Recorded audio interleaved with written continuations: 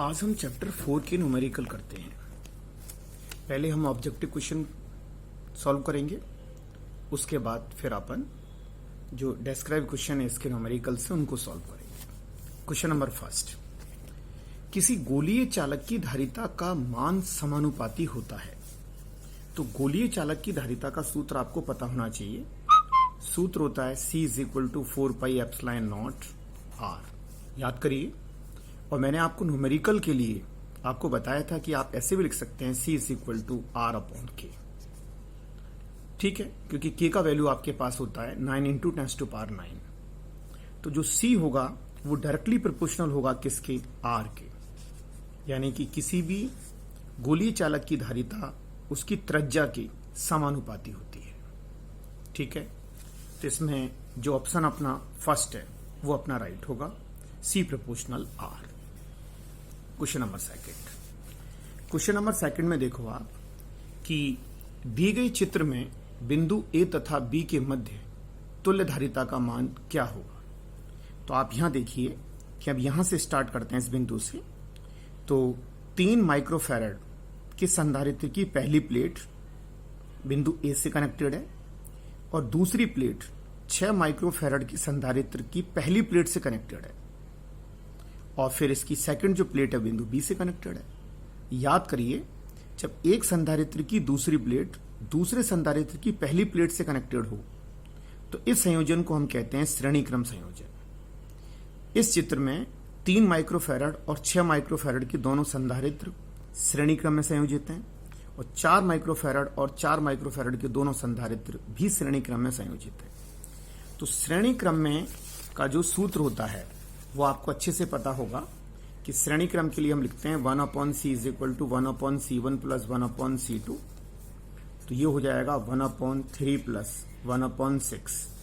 तो इसको हम लिख सकते हैं 6 एलसीएम ले लेंगे अपन, 3 से डिवाइड करेंगे तो 2 + 1 3/6, यानी कि ये हो जाएगा 1/2। तो जो C का वैल्यू आएगा वो आ जाएगा 2 माइक्रोफैरड। कहने का मतलब है कि 3 माइक्रोफैरड और 6 माइक्रोफैरड को यदि हम श्रेणी क्रम में ऐड करेंगे तो इसकी तुल्य धारिता क्या होगी आपकी? 2 माइक्रोफैरड। तो इन दोनों के स्थान पर अपन एक ही बना देंगे, यानी कि ये बिंदु A है अपना। ये देखो आप यहां से 2 माइक्रोफैरड का संधारित्र बन गया।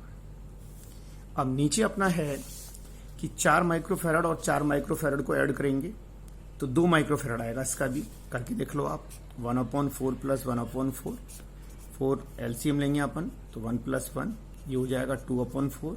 2 से 4 को कैंसिल करेंगे तो 1/2, तो 1/2 का 2 आ जाएगा। तो ये भी हो जाएगा आपका 2 माइक्रोफैरड। तो ये 2 माइक्रोफैरड और 2 माइक्रोफैरड ये किस में संयोजित हैं? समांतर क्रम में। तो तुल्य धारिता कितनी होगी? 4 माइक्रोफैरड। तो क्या आंसर आएगा इसका? बी आंसर आएगा इसका, 4 माइक्रोफैरड। नेक्स्ट थर्ड क्वेश्चन देखो, एक आवेशित संधारित्र की दोनों प्लेटों को एक तार से जोड़ दिया जाए। एक संधारित्र है अपना, ये प्लस प्लेट है और ये माइनस प्लेट है। यहां पर चार्ज कितना है? Q, और यहां पर चार्ज कितना? -Q। अगर आपने इन दोनों को ऐड किया तो क्या होगा कि जैसे ही जब हम एक चालक तार से इसको अगर अपन जोड़ेंगे, तार से जब अपन इसको जोड़ेंगे तो उस कंडीशन में दोनों जो आवेश होंगे, यानी कि आवेश ट्रांसफर होता है उच्च विभव से और निम्न विभव की ओर, तो आवेश जुड़ जाएगा। तो ये +Q और -Q जब ऐड होगा तो टोटल Q तो कितना हो जाएगा? 0।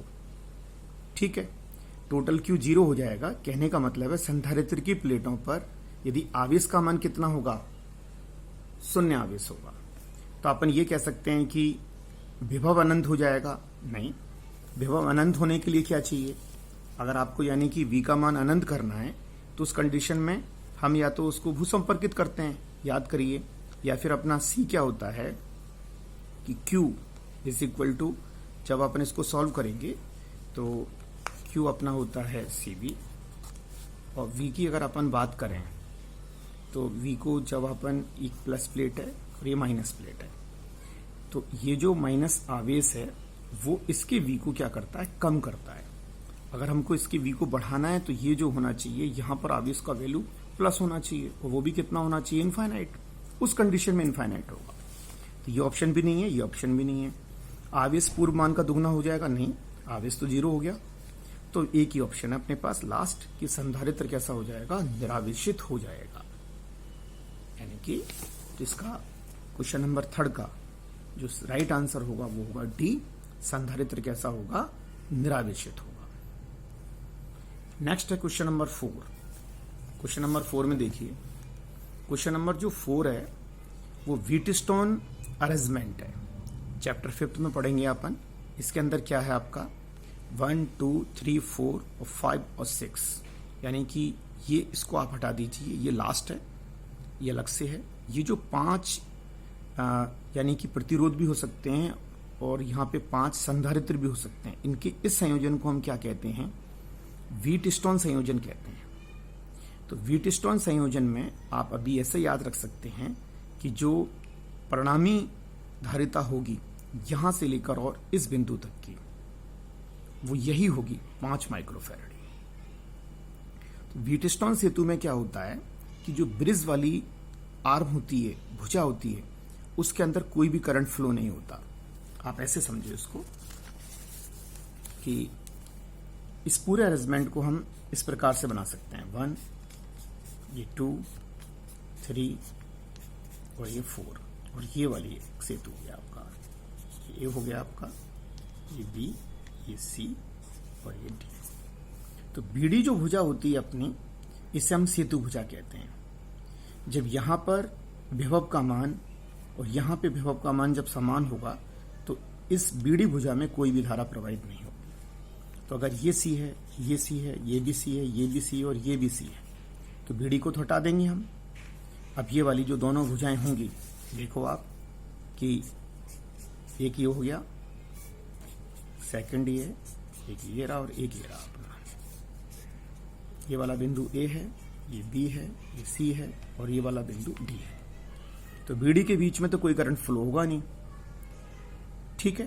तो व्हीटस्टोन सेतु का एक सिद्धांत भी होता है कि हम क्या करते हैं कि ये जो भुजा है अपनी, यहाँ पे इसमें और इससे हम डिवाइड करते हैं, इसको फिर से डिवाइड करते हैं, तो C/C और C/C, तो इसे बोलते हैं हम बराबर का यदि मान आता है तो इसे कहते हैं हम संतुलन अवस्था। आप चैप्टर 5 में पढ़ेंगे। तो ये सी हो जाएगा, ये सी और ये सी। तो इन दोनों को हम ऐड करेंगे तो C/2, इन दोनों को ऐड करेंगे तो हम C/2। ये देखो आप, ये C/2 और ये भी C/2, और जब इन दोनों को ऐड करोगे तो आंसर वही आएगा C, ठीक है। तो इस क्वेश्चन में आपको ऐसे समझना है कि ये जो A से लेकर और बिंदु ये C, ये D मान लो इसको आप, D तक की जो तुल्य धारिता होगी वो तो कितनी होगी, यहां से पूरा इसकी तुल्य धारिता का मान कितना होगा आपका, 5 होगा, क्योंकि 1 2 3 4 5, ठीक है। और ये 5, इस पूरे का आंसर 5 है, और फिर 5 और 5 दोनों किसमें जुड़े हुए हैं, श्रेणी क्रम में। तो वो कितने हो जाएंगे आपके, जस्ट आप हाफ कर दोगे, कितना 2.5। और वैसे भी आपको पता होगा श्रेणी क्रम में आपको बता भी रखा है कि 1/5 प्लस 1/5, तो ये 2/5, और 2/5 का करेंगे अगर 1/C, तो C इज इक्वल टू 5/2, और 5/2 करेंगे तो 2.5 माइक्रोफैराड, ठीक है। तो क्वेश्चन नंबर जो 4 है वो व्हीटस्टोन सेतु के सिद्धांत पर आधारित है। इसका आंसर 2.5 माइक्रोफैराड है। क्वेश्चन नंबर 3 में चार्ज का वैल्यू 0 हो जाएगा, तो संधारित्र कैसा हो जाएगा, डिस्चार्ज हो जाएगा, संधारित्र निरावेशित हो जाएगा। क्योंकि आपको पता होगा चार्जिंग में संधारित्र पर क्या होता है, चार्ज 0 से कैपिटल Q की ओर बढ़ता है, और डिस्चार्जिंग में चार्ज कैपिटल Q से और 0 की तरफ आता है। और क्वेश्चन नंबर 2 में आपको कराई दिया, ऊपर के दोनों श्रेणी क्रम में हैं, नीचे के दोनों श्रेणी क्रम में हैं, और आफ्टर उन दोनों का परिणामी निकालने के बाद वो दोनों किस में, समांतर क्रम में। और किसी गोली चालक की धारिता C is equal to 4πε0R इसका सूत्र होता है। नेक्स्ट वीडियो में क्वेश्चन नंबर 5 से स्टार्ट करते हैं।